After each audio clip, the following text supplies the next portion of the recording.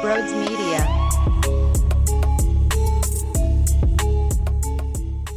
Hey, what's going on, everyone? Wow, do we have a fantastic giveaway today. Over on Twitter, at Brodes Media, pinned to the top of my profile, we are giving away an outstanding Eagles pullover. It's beautiful.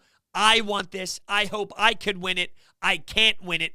That sucks for me. Doesn't suck for you. Follow the Twitter account. Retweet the tweet. Next Wednesday, I will announce the winner. If you're new to the channel, make sure you smash the subscribe button and hit the thumbs up button as well. And every morning, Monday through Friday, 9 a.m., live on live on YouTube, we do Coffee with Brodes. We kick back, we hang out, we chat together, we talk sports. Make sure you're there. With that being said, enjoy the show. What is going on, everyone? Welcome on into Sports Talk with Brodes. It's hump day. It's a Wednesday, which is a weird day for the week of football, right? Do you put your emotion back towards what you saw against the Atlanta Falcons? But at the same time, it's way too early to start pouncing on the X and O's of what's going to happen against the 49ers. So we're going to throw a combination of things your way, and we will begin with the news that Landon Dickerson fully practiced today, and that's a huge sign for your second-round pick that is going to be a force that will be such a key piece to your line. How do you play him, though, moving forward? What is his role as you think about him taking the next step of his career? And right now, you would think it would just be first man up, a lot of versatility. He played in Brandon Brooks' spot today because a lot of the veterans had off. A lot of these veterans had a rest day, and maybe that's something that we're going to have to get accustomed to from the Nick Sirianni lifestyle, right? Even throughout training camp, I know some of the get-off-my-lawn individuals really hated the fact that, well, how are the veterans already in shorts? They need to tackle every day. They need to bring guys to the ground every single day. Back in my day, in 1782, we didn't even wear helmets. We didn't even wear pads. Good for you! It's a different game now. So guess what? I don't care how they handle the veterans if you produce the way you produce on Sunday. If you win, and you're methodical, and you're detailed, and you're focused, and you're nailing in all the tiny details that are emphasized, then by all means, take your time off throughout the week. I don't give a damn. And yeah, it'll matter how they play on Sunday against the 49ers. They have to play strong. It's a new era, though. It's a new way of how you handle these professional athletes. I'm sure the guys that are now in the media that went through two-a-days throwing up on the side of the field, they're probably jealous as hell. It's unbelievable. But anyway, yeah, look, you got Dillard playing right tackle. Davion Taylor came out and was a full practice participant as well, which you think of this linebacking core. Well, I don't know exactly what it is, but I guess the more the merrier. It can't be bad to have too many options. I guess it's only bad when you have too many options and none of those options are really an answer. Although I think we have something in Alex Singleton and Eric Wilson, of course, with TJ Edwards being sprinkled in there. And I'm excited to see what Davion Taylor was. We knew when he was drafted in the third round that he was a project and he was far away from seeing serious time. So let's see those steps. Let's see the progression. I'm big with show me a plan. And the way that this coaching staff has set out its blueprint to me so far. Now, I don't know if ultimately the plan is going to 1,000% succeed or fail, but the fact that there's a direction, right? We can now pick apart the ideas and the beliefs, but we see the ideas and the beliefs. Sometimes you don't know the direction of a franchise. You have no identity you have no clue where their identity is, where they are as a team. Are they retooling? Are they reshaping? Are they going for it? When everything's up in the air and there's no communication, it turns into a disaster, and we've seen that. We just saw that. So what do? You get on a direction. And Nick Sirianni, it's making sense with this details. And let's simplify the game. Let's execute the play to the simple level that it needs to, and you'll see constant results. And by the way, the OC spoke the other day. It's so refreshing hearing Jonathan Gannon, Nick Sirianni. I heard from Darius Slay. Jalen Reagor, Jalen Hurts, when they spoke to the media. And it's so nice and raw and something fresh where I'm trying to really listen to these people and listen to their tone, listen to their message. See if we can connect with the vibe that they're selling. And it's clear they feel like they're one. They feel like they're family. Another part of the Nick Sirianni experience. If you simplify the game, if you play for one another, and you know where you're going with the football and the quarterback is being coached and he's willing to take that coaching, so while he's reading his progressions in the back of his brain, he's telling himself, we've been through this. Nick Sirianni told me all about this. We went through this in film. I know exactly where I'm going with it. Bang. Right on the money. Intermediate throw.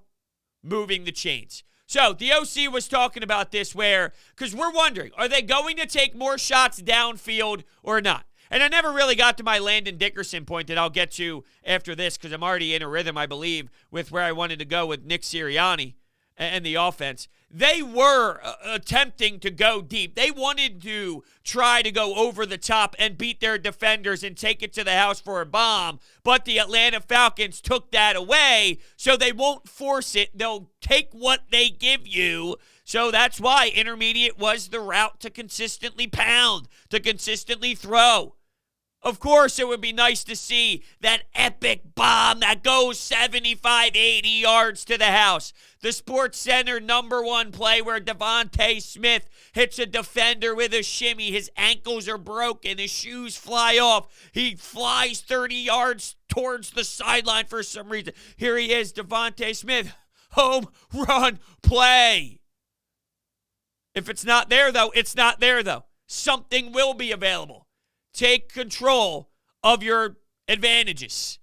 Think about your mismatches. This is every sport. We dive through it all the time. Take advantage of the mismatch. When you know a team is struggling in a certain area, highlight that bitch. Keep going after those jerk-offs. If it's there, it's there. It'll move the chains. It'll help you with sustained drives. But anyway, getting back to Landon Dickerson. You know, everyone's talking about the possibility of what he can be. And there's no doubt you took him in the second round. If he could stay healthy, you have something serious here. You have a franchise changer on your offensive line. So I tweeted this out. If Isaac Seumalo continues to play well, how should the Eagles handle Landon Dickerson? And there's a lot of interesting responses. John Kincaid of 97.5 The Fanatics Morning Show, the John Kincaid Show, which is absolutely fantastic, he said to me, Seumalo played well. And I responded with, I'm not a huge Pro Football Focus guy, but overall, if this offensive line is having success with Isaac Seumalo on there, when do you make the change to somebody who has the higher ceiling and is going to be more of a product here in a Philadelphia Eagles uniform long-term compared to Isaac Seumalo? And you can have success with both, right? Pro Football Focus, just to put it in perspective, Isaac Seumalo had the second highest grade pass blocking as an offensive lineman in week 1, which was highest among all guards. So that's what Pro Football Focus said. This is where I go with it. I'm not going to make the change just to make the change. Don't try and fix something that's not broken. We understand long-term he's the guy, but just wait in case there's any injuries to any of the guards. To Jason Kelce as well at the center position. Isaac, Kelce, and Brandon Brooks. If there's a problem there, give him as much rest as possible physically. If you're winning football games and you're competing and your offensive line is a stud unit, why just make the change? Here's the counter, though. Why can't it be just as dominant with Landon Dickerson, a kid that you foresee being one of the members of the leadership core, just as if we speak about Lane Johnson, just as if we speak about Brandon Graham and Fletcher Cox? When they put that level of second-round pick on Landon, they did it for a reason. That's their future. If it could be just as dominant with him, why not? And it very well could be. That's the problem I have. I don't know the right answer. You'll still succeed regardless. I honestly would think, my gut tells me, I would think the right option would be keep Isaac in there, and Landon would be when need be. And that's no knock on Landon. He's had some injuries in the past. Let him take as much time as possible. So some of these comments are talking about, because there's a lot of comments right now, there's some fighting going on here, which should not surprise you at all. This is in response to my tweet. Blaine Rose thinks that Dickerson should be the top interior backup all season long. The plan was and still is to have him be Kelsey's replacement in the future. He says next year, in Blaine's opinion. Who the hell knows with Jason Kelsey? Every single season we've been talking about him retiring and taking the next step in his life and moving on, and then he's playing football again. So who the hell knows with Jason Kelsey? In theory, though, you're right. Dickerson was brought in there for the long-term effects to help out with that interior line. No doubt about it.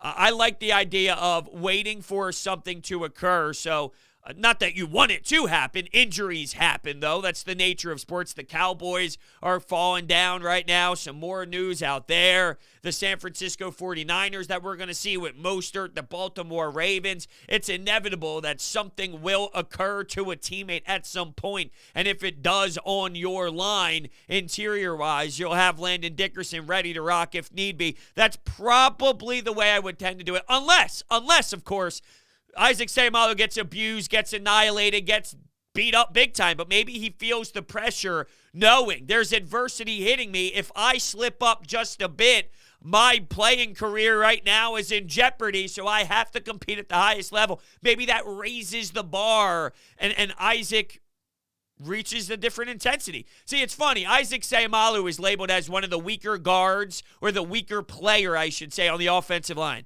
Do you know how good Isaac Seumalo is? I mean, he's good. He's good. But compared to Jason Kelsey, Lane Johnson, Hall of Fame level left tackles that we get every year, yes, this is the 10,000th time I'm going to tell you that we are spoiled with the O-line. Isaac Seumalo is good. He is damn good. Any team in the NFL would take Isaac Seumalo to start on their line at left guard.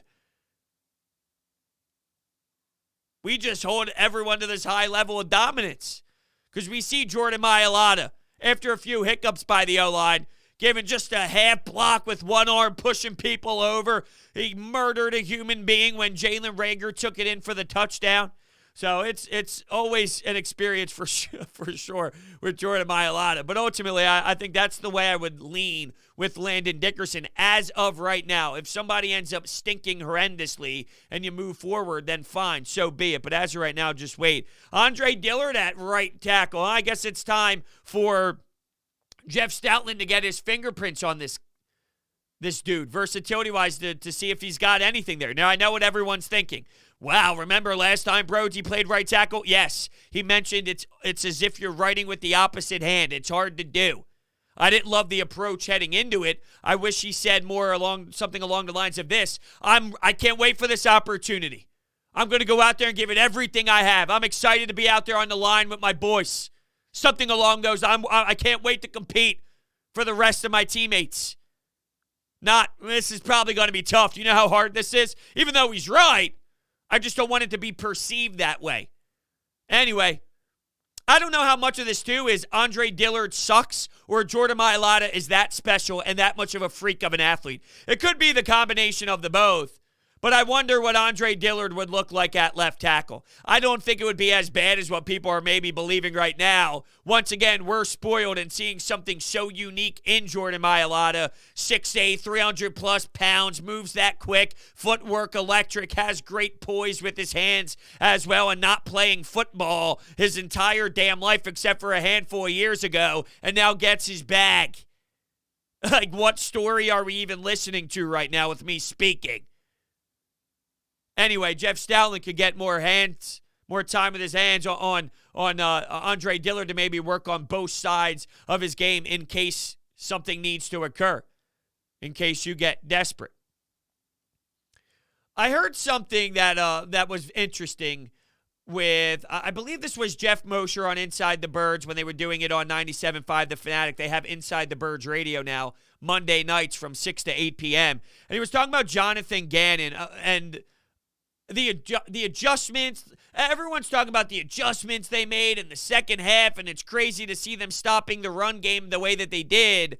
Was this more of a product of getting a comfortable lead, knowing the Atlanta Falcons would have to throw the football to come back into it, and they just became more structurally sound? They worked on their fundamentals, and they tightened everything up with actually tackling to the ground and being in the right place with the scheme. They did a great job with the zone, and there wasn't as if there was a base zone. You were very methodical with your selections. You gave them different looks. There was confusion in the mix based off of all of these zones. So you really did a great job of just, I think the word I used, what was the word I just used that started with a T? I don't know. But they tweaked where they were at. It definitely wasn't tweak. They focused on what they needed to. They did it the right way. They got back to the details of playing the defense and making tackles. And when the Eagles had the lead, you forced them to play a one-dimensional brand of football. How much it was just simplifying and making the right plays and executing better more than it was some epic X and O scheme that shut down Patterson or Mike Davis, who had success earlier in the first two drives. The first two drives just seemed Darius Slay was getting run over. Guys were being weak. They were losing their one-on-one battles. Then I saw those same individuals winning their one-on-one battles.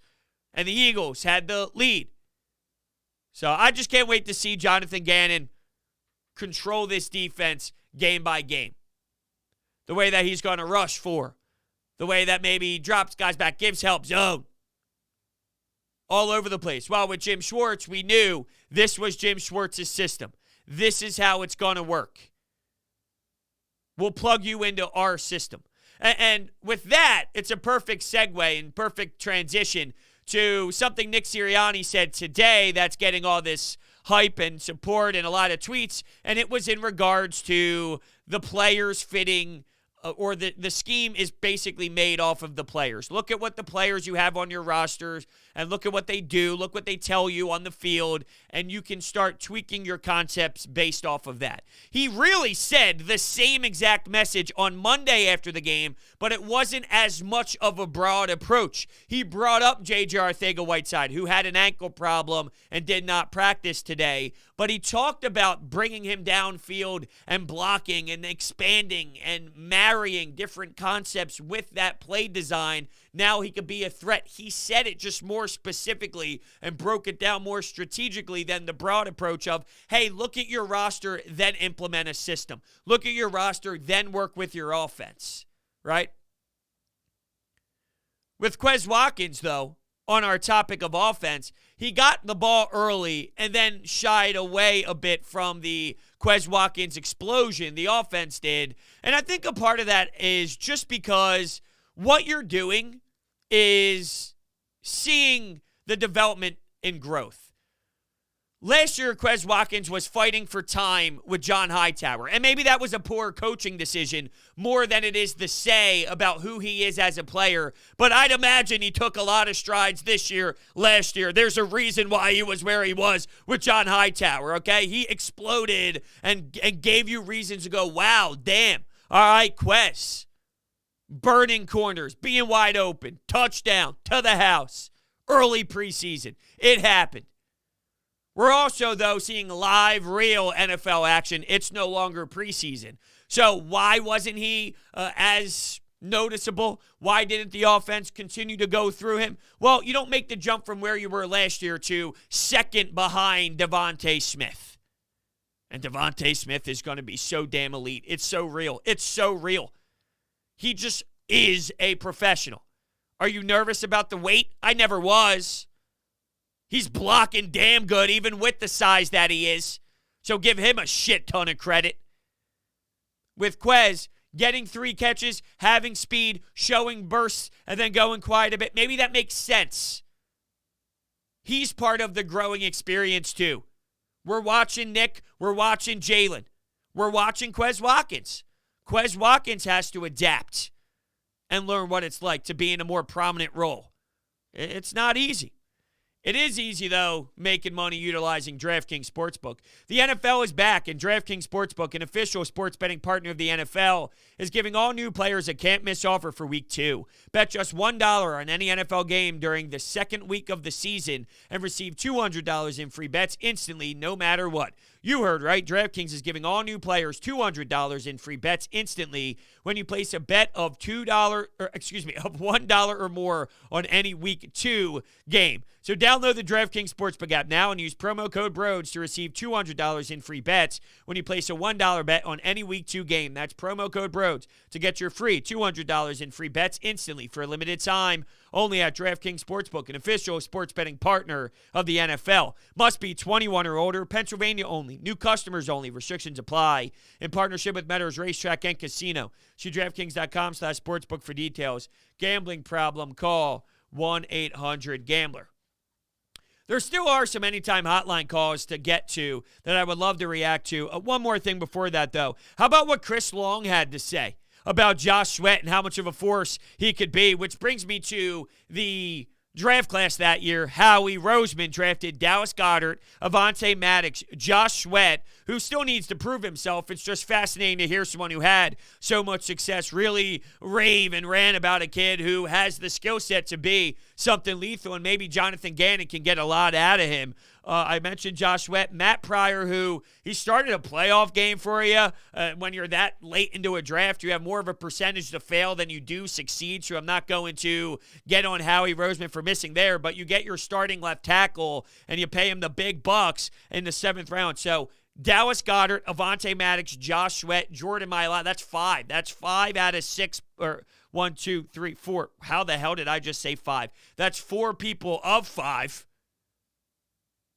that have become big factors for you. Starting caliber players, 3 of them. 3 of the 4. And with Josh Sweat, he really should be. I know he mixes time, and that's one area of Jonathan Gannon that he made clear he wants to work a lot of players in. Because if someone was to lose time, if someone was to go down, and they're not available due to injury, I don't want someone sitting there for 2, 3, 4 weeks at a time, not getting a lot of repetition. Go play. Now, clearly, Josh Sweat and Derek Barnett are in a totally different atmosphere than the back end of the D ends and the defensive tackles, but it is an interesting belief that I want to see how that works. Once again, I don't know if that's the best answer or not. You could be more efficient and more ready to rock in the 3rd and 4th quarter with Fletcher Cox and Javon Hargrave if there's constantly hockey line changes going in and out of your defensive line, really. So maybe over a length of 7, 8, 9, 10 weeks, you see the damage that's done by more of your lethal players, and you can see the correlation. I don't know if it works or not, but I at least can admire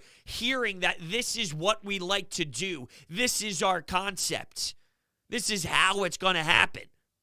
And if they recognize it isn't, maybe they switch things up and they make their adjustments. That's moving forward. But anyway, think about that with Josh Sweat and the possibility of what he can grow into, of fighting with Derek Barnett right now. But yeah, I mean, just to kind of get my brain out of mush mode, because it definitely is. Sometimes there's way too much bouncing around in there and it gets a little bit scary. But yeah, with the draft class, you got to start putting respect on Howie Roseman with that draft class. He can't draft. He can't draft. He can't draft. It's been bad. And it's been on the record that Jeffrey Lurie has been involved as well. But I was informed that this guy has no clue how to do anything in Howie Roseman. It's just not true. You just don't like the guy. Maybe you don't like the way he looks. Maybe you don't like the way he sounds because he doesn't scream football guy. Okay? That's a big part of it, I'm sure, whether you like to admit it or not. Maybe it's something that's happening subconsciously, and now I'm bringing it out of you. Seems to be a hell of a draft. A hell of a draft. All right, let's go to some Anytime Hotline just to continue the reaction on where this Eagles team is. Come on now, week 2, right around the corner, huh? Once you get through hump day, I know Thursday's going to drag out a bit, but there's an NFC East. Not that this is going to be a fantastic game product-wise, but you might get to enjoy the fact that the NFC East, Thursday Night Football, New York Giants, and the Washington Football Team, you can at least get through a day with football. Thursday's a little slow, though. Friday, you get your Football Friday, We're close, but we're so far at the same time. I don't know. I'm an idiot. I'm rambling. I don't even know what's happening. Let's kick it off to a call right now. Here we go. Wow. I mean, that really could not have gone that much better than it did. I think Jalen Hurts showed you almost everything that you would want him to in the opener. Nick Sirianni's play calling was, pretty good. Besides some maybe controversial going for it on fourth down, I think at least he has the aggressive mindset there. And then the defensive line at the end just dominated like we know he should. The offensive line definitely has to clean up some penalties, but I think I'm not worried about that. They got off to a slow start last season too. As for the wide receivers, Devontae Smith looks like the real deal. Like to see Jalen Reagor and Quez Watkins at the beginning of the game definitely got involved. I was surprised that they weren't as involved in the second half. But Kenny Gainwell and Miles Sanders really put on a show. I just like what I've seen so far. Well, that's exactly what happened there in that second half. You got more with Miles Sanders. You're winning. You take the big lead. You want to run the football so you can utilize clock and run the clock down and see if you could sustain some drives. Keep the football away from Arthur Smith and the Atlanta Falcons team. Not that Arthur Smith showed anything that awesome. And I saw from Inside the Birds, Jeff Mosher put this out on his one of his articles for InsideTheBirds.com.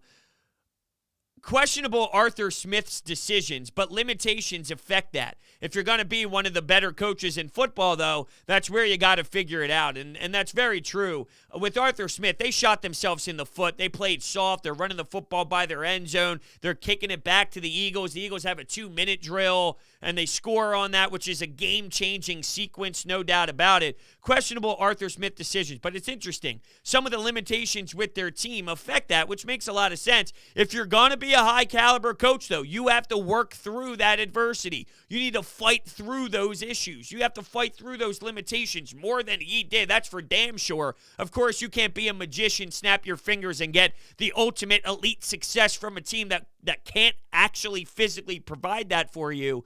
But let's be realistic. Kyle Pitts, Calvin Ridley, the way your run game was working, getting away from Patterson, there's obvious that could have been cleaned up. So with Nick Sirianni's game plan, I'm struggling to figure out, and same with Jalen Hurts, are we just so deprived of normalcy that we are blowing this out of proportion than what it really is? Or is, like with Doug Peterson, if we're using him as the example, because we need to look at the last regime to see what has changed, it makes sense in year one to pick something apart and compare it to what you've last seen, because that's why changes were made. What was happening wasn't working, so what's different from it? With Nick Sirianni, it's creative because things work off one another. At the same time, nothing's mind-blowing, nothing's so extreme. Is this just basic football fundamentals? Is this guy giving us the basic standard of what it is to be an NFL head coach, but we're admired by it to the nth degree because we've been deprived? Imagine being stuck out there. I'm thinking of the movie Holes. You're stuck out there in the desert, and you'd never had water for the last 10 days, and you get water the 11th day, and you suck it down. It's like, oh, my God, I needed this. That's us with a head coach in football. We're dehydrated for the last couple of years of an offense that makes sense. We finally see it. We start foaming out the mouth. But it's not anything real serious, and you face an Atlanta Falcons team that just got out-coached because Arthur Smith had no clue what he was doing, and the competition on the other side was weak. I don't know the answer. I have no idea what the answer is. I have to ask the question, though. Okay, what's next? Brodes, I like what I see. I saw a defense that, after the first two drives, made some adjustments and completely shut down the Falcons' offense. Jalen Hurts shut up a lot of his critics today. And I can tell you right now, the Jalen Hurts to Devontae Smith connection is going to be special. And how about Nick Sirianni? Utilizing Miles Sanders for once, unlike Doug Peterson. And Kenny Gainwell, man, bro, that dude is going to be special. I'm about to smoke the first of hopefully many victory bowls this season. Let's go Birds. Let's go, baby. Nothing wrong with some victory bowls. I appreciate that. There were a lot of victory bowls in my college prime. That's for damn sure. Yeah, a lot of victory bowls. But anyway, Jalen Hurts, there's something in my gut that tells me he's got it. Now, I have to see it before I believe it. And that's not because I think he stinks or I'm questioning him to this wild level of I'm so uncomfortable, because that's not the case. I do have some questions about his game. Can he be 77% completion percentage for a long period of time, and that version of Jalen Hurts is going to work? What happens when maybe they take away the intermediate routes? Now they force Jalen Hurts to beat you with the long ball, and if he shows he consistently can, then maybe that's the way that you target the Eagles. Or when Devontae Smith catches that home run pass, it forces the defense to have to play that way where the intermediate routes are totally available for you, right? That's what we're going to figure out. But with Jalen Hurts, something tells me he's got it. I don't know how to explain it. It's not definable in real life. You can't define it. You can't see it. It's not a real thing, but it is a real thing. Even through the leaving Alabama, getting benched, all that.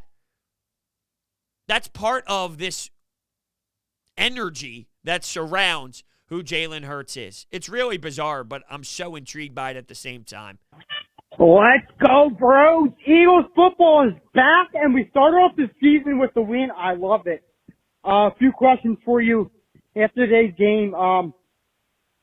What do you think of Quez Watkins? Do you think he's going to be the wide receiver 2 on this team this year, assuming that Devontae Smith is the wide receiver 1? I think he had a very good game today. You know, a few good plays at the beginning of the game, and he did look good in the preseason. So what are your thoughts on Quez Watkins in this Eagles wide receiving core? And also, do you think Miles Sanders is an underrated running back? I think he's going to have a breakout year this season. And I do think Miles Sanders is a very underrated running back, but I want your thoughts on that. And, yeah, Brodes, it's always nice to start off the week with an Eagles win, and we started the season off doing that. Love what you're doing, Brodes. I'm so excited for you to put out some awesome Eagles content this season. Go Birds, Brodes! Thank you so much for the call, man. Thank you. Thank you for all the nice words, the kind words. With Quez Watkins, there's going to be a lot of ups and downs with him. That's what it's going to be, right? You're going to see growth. You'll see some flashes. You'll see the speed. Is he going to be someone that you can heavily rely on all the time? Probably not. You'll see flashes. You'll see what he can do when the football gets into his hands and he's got time and space to work with. He'll take it for a ride and he'll move those chains big time. So you'll see him play and he'll be a factor and he'll be important in terms of, you know, on a level of, I don't even know what comparison to really go with here. But there's a difference between being a useful role player and someone in between that and a Devontae Smith. He's more than a role player. He's not at a Devontae Smith level. He's somewhere in between. In terms of Miles Sanders being underrated or overrated, I think he's perfectly rated, to be honest with you. And that might be a boring answer, but I think he's perfectly rated. He's not a top-tier echelon back. He's not an average back. He's somewhere in between. He's more of that above-average style back with a lot to prove this year, not fumbling the football and being more of a threat in the pass-catching game. And I know that they want to stress the details. Well, him catching the football, making the catch before he starts thinking about the move or running to the outside or shaking defenders loose, catch the football first. And I don't know if that was necessarily talked about the same way under Doug Peterson. I heard Tim McManus speak today to Mikey Miss, and I thought he laid it down perfectly. With Doug Peterson, pretty much how it went was there was always something just a tad off. The block was a second late, or the throw was a half inch behind the receiver or the running back. The offensive line got beat. Whatever it is, there was something just off, maybe by a millisecond or a half a second. And when that happens in a football play, when you hike the football, multiply one little tiny half-second mistake by 3 guys doing it, and you'll have a huge error and a costly situation occur. So let's focus on those little things first, which will break you out as a player. And you'll see the results just based off that. Then the talent will shine. It was off with Doug. It's not off right now with Nick Sirianni. Not yet. And we're only one game into the season, of course, so we'll see how it goes against the 49ers. Before we head out of here, do you want to get an advantage over your sportsbook? You need to download BetQL, the only app you'll need to make smart bets. Their best bet computer model scans over 350,000 unique bets per year to give you a best bet recommendation for every game across all major sports and gives the reasoning behind why you should place that bet. Their model covers everything from spreads, over-unders, and player prop bets. There's sharp data so you can see who the pros are backing. Line movements, you can jump on betting opportunities in real time. Team lineup breaking news and injury status updates. Plus, you can save all your picks in one place to track your success and winning streaks, as well as view your rank on their leaderboards. Head to the App Store or Google Play Store right now to download BetQL. You can also head to try.betql.co/Brodes to get started. Enter the discount code Brodes at payment checkout for 25% off any of their subscription offerings. With that being said, I want to thank everybody so much for hanging out. Hit that thumbs up button and subscribe, and I will see you next time.